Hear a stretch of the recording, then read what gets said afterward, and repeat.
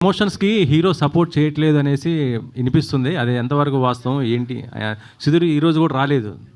అదే నాకు ఏందంటే సుధీర్ గారు చాలా రెస్పాన్సిబుల్ పర్సన్ అనే నేను సినిమా బేసిక్‌లీ ఆయనని హీరోలాగా ఒప్పుకున్నది. ఎందుకంటే ఆయన చాలా కింది నుంచి పైకొచ్చాడు. ఆయనకి ఎప్పుడు పెట్టలేని బడ్జెట్ పెడుతున్నాము కాబట్టి హీల్ డూ జస్టిఫికేషన్ అనుకొని సెలెక్ట్ చేశాము.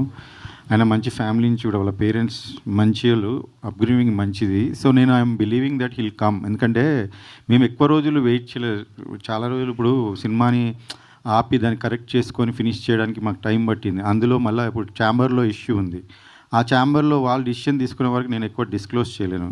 So we are waiting for the chamber to take decision. Once it's come వచ్చేస్తారు. ఆయనకి ఎందుకంటే ఆ డైరెక్టర్ ఆ టీమ్తో కొంచెం ఉంటే ఎట్లయినా కొంచెం తీసుకొని డిసిషన్ ఆయనకు కూడా టైం పడుతుంది కాబట్టి we are waiting. We don't have anything against him. Only ఒక పర్సన్ మంచి చేయలేదు, ఆయన మంచి రెస్పాన్సిబుల్ కాదు, బిహేవియర్ బ్యాడ్ ఉండే చాలా. ఇప్పుడు ఈమె ట్వీట్లనే మీరు చూడండి. ఆయన తీసేశాక 1 year బ్యాక్ తీసేశాక ఆయన సీన్లు లీక్ చేశాడు నెట్లో. ఏ సినిమా సీన్లు ఏ డైరెక్టర్ అయినా చేస్తాడు అలా.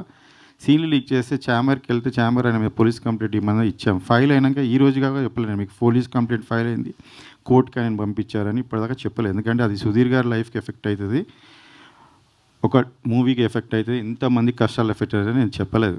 ఇప్పుడు నేను చెప్తున్నాను ఎందుకంటే ఎక్కువ రోజులు మనం దాచలేం. అలాంటివి ఆయన ఒక 1 year ఆ కంప్లైంట్ ఇచ్చి మనం అది చేసినాక 1 year నుంచి సినిమా ఏ విషయంలోనే ట్రోల్ చేస్తున్నారు మీరు చూడండి. ఇప్పుడు ఈమె విషయంలో ఆ మాట అనడము నేను కూడా అసలు